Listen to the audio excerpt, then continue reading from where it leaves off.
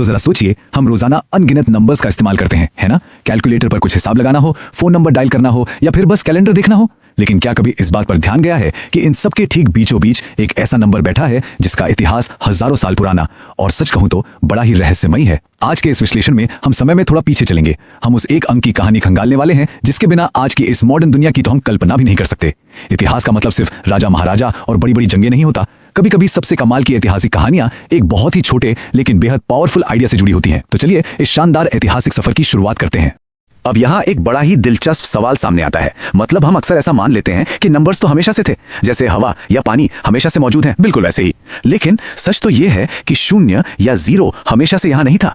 ये देखने में तो बड़ा ही साधारण सा गोल मटोल सा सिंबल लगता है, पर इसने पूरी की पूरी दुनिया को पलट कर रख दिया।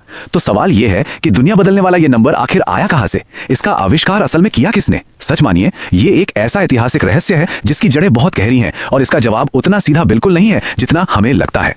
इस पूरी कहानी की शुरुआत होती है एक बहुत ही बेसिक सी समस्या से।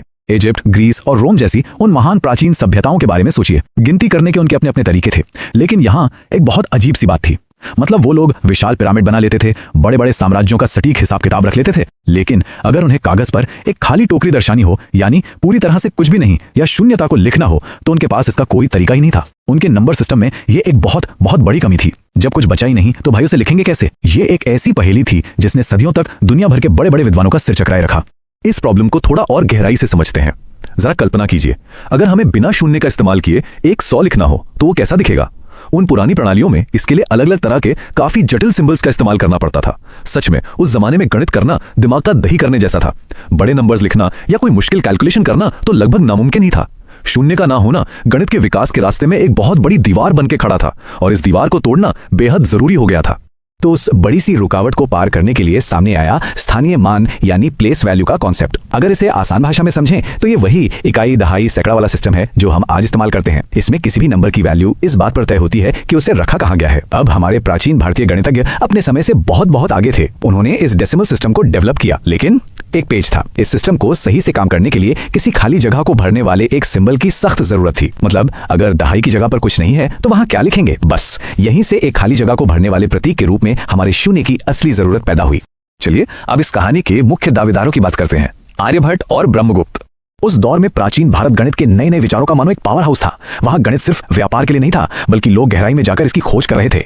आज इतिहासकार इस बात पर पूरी तरह सहमत हैं कि शून्य का जन्म भारत में ही हुआ। लेकिन जब बात आती है कि इसका पूरा क्रेडिट किसे दिया जाए, तो इतिहास के दो सबसे ब्रिलियंट दिमाग सामने आते हैं। एक तरफ हैं 476 ईस्वी में जन्मे महान खगोलविद और गणितज्ञ आर्यभट्ट। वो सच में एक विजनरी थे। उन्होंने खगोलीय गणनाओं में खाली जगह को दर्शाने के लिए शब्दों का इस्तेमाल करके इस पूरे कॉन्सेप्ट की नींव रखी। और दूसरी तरफ हैं 628 ईस्वी के ब्रह्मगुप्त। इसे ऐसे समझ सकते हैं कि अगर आर्यभट्ट ने इस विचार के बीज बोए तो ब्रह्मगुप्त वो मास्टर आर्किटेक्ट थे जिन्होंने इसे एक प्रॉपर शेप दिया। इन दोनों के शानदार काम ने मिलकर शून्य के आविष्कार को मुमकिन बनाया। ब्रह्मगुप्त का जो योगदान था ना, वो गणित की दुनिया में किसी बड़े धमाके से कम नहीं था। 628 ईस्वी में उन्होंने ब्रह्मस्फुट सिद्धांत नाम की एक कमाल की किताब लिखी। और ये कोई वैसी आम किताब नहीं थी। इसमें पहली बार शून्य को सिर्फ एक खाली जगह भरने वाले सिंबल से निकालकर एक प्रॉपर असली नंबर की पहचान दी गई। उन्होंने बाकायदा नियम बनाए। उन्होंने बताया कि शून्य को किसी भी संख्या में जोड़ने, घटाने या गुणा करने पर क्या होगा। एकदम सटीक रूल्स। यहीं पर शून्य को अपनी एक अलग और पूरी पहचान मिली। हालांकि यहाँ एक बड़ा ही मजेदार ऐतिहासिक फैक्ट भी है।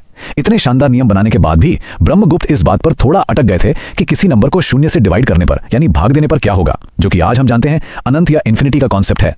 खैर, अब इस थ्योरी से निकलकर जरा ठोस सबूतों पर आते हैं। भारत के ग्वालियर शहर में एक 9वीं सदी का मंदिर है। उस मंदिर की दीवार पर एक शिलालेख मौजूद है जिस पर एक बहुत ही छोटा सा बिंदु यानी डॉट उकेरा गया है। ये कोई मामूली डॉट नहीं है। ये पत्थर पर मौजूद वो सबसे पुराना सबूत है जो ये साबित करता है कि शून्य का जन्म इसी जमीन पर हुआ था। ये सोचना कितना अद्भुत लगता है ना कि 1000 साल से भी पहले मंदिर की दीवार पर बना वो एक छोटा सा डॉट लिटरली आज के हमारे इस पूरे डिजिटल युग का पूर्वज है। यहीं से उस डॉट ने पूरी दुनिया को बदलने का अपना सफर शुरू किया। तो अब आगे बढ़ते हैं और देखते हैं शून्य का वैश्विक प्रसार, कि कैसे ये भारत से निकलकर पूरी दुनिया में छा गया। भारत में पूरी तरह से तैयार होने के बाद ये क्रांतिकारी आइडिया सिर्फ एक जगह रुकने वाला तो था नहीं। प्राचीन भारतीय ग्रंथों से निकलकर ज्ञान का ये अनमोल खजाना सबसे पहले पहुंचा मिडिल ईस्ट। वहां अरब के शानदार गणितज्ञों ने इन किताबों का अरबी भाषा में अनुवाद किया और देखते ही देखते शून्य पूरी इस्लामिक दुनिया में पॉपुलर हो गया। फिर इन्हीं अनुवादों के जरिए अपना सफर तय करते हुए 12वीं सदी के आसपास ये यूरोप पहुंच गया। यूरोपीय विद्वानों ने इस कॉन्सेप्ट को हाथों हाथ लिया और इस तरह भारत की सीमाओं को पार करते हुए शून्य हमारे आज के मॉडर्न नंबर सिस्टम का एक ऐसा हिस्सा बन गया जिसे कभी अलग नहीं किया जा सकता। और इसी से हम आते हैं हमारे अगले पड़ाव पर कि कैसे इसने हमारी आधुनिक तकनीक को आकार दिया। अब एक सवाल आना लाजमी है कि भाई हजारों साल पुराना ये इतिहास आज हमारे किस काम का। ये इसलिए मायने रखता है क्योंकि प्राचीन भारत से निकला ये एक अकेला विचार आज हमारी पूरी मॉडर्न दुनिया को चला रहा है। हम आज जो भी स्मार्टफोन यूज करते हैं, इंटरनेट चलाते हैं या जो वीडियो गेम्स खेलते हैं, उन सब के बैकग्राउंड में सिर्फ एक ही भाषा चल रही है, बाइनरी कोड। ये एक ऐसा सिस्टम है जो डेटा स्टोर करने और किसी भी तकनीक को चलाने के लिए सिर्फ और सिर्फ 0 और 1 का इस्तेमाल करता है। इसका सीधा सा मतलब ये हुआ कि आज की ये जो पूरी चमकती हुई डिजिटल दुनिया है ना, वो 0 की उसी गणितीय नींव पर खड़ी है जिसे सदियों पहले भारतीय विद्वानों ने तैयार किया था। मॉडर्न साइंस के 3 सबसे बड़े पिलर्स के बारे में सोचिए, अलजेब्रा, कैलकुलस और कंप्यूटर साइंस। ये तीनों के तीनों पूरी तरह से 0 पर टिके हुए हैं। 0 के बिना कोई भी एडवांस कैलकुलेशन करना लिटरली असंभव है। अगर 0 का कभी आविष्कार ही नहीं हुआ होता तो यकीन मानिए ये सब्जेक्ट्स और इनके दम पर होने वाली कोई भी तकनीकी या वैज्ञानिक तरक्की आज वजूद में ही नहीं होती। हमारा पूरा का पूरा साइंस बस उस एक 0 के दम पर टिका है।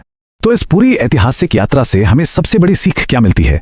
यही कि कोई भी आइडिया कभी छोटा नहीं होता। 0 की ये कहानी हमें बताती है कि कुछ नहीं जैसी एकदम साधारण और बेसिक सी चीज के बारे में थोड़ी सी जिज्ञासा ऐसे ऐसे आविष्कारों को जन्म दे सकती है जो पूरे इंसानी इतिहास की दिशा ही पलटते। खासतौर पर स्टूडेंट्स के लिए ये एक बहुत ही पावरफुल मैसेज है। दुनिया में बड़े बड़े बदलाव अक्सर बहुत ही सिंपल और बुनियादी सवालों से शुरू होते हैं। और बस इसी एक गहरे विचार के साथ हम आज के इस विश्लेषण को खत्म करते हैं।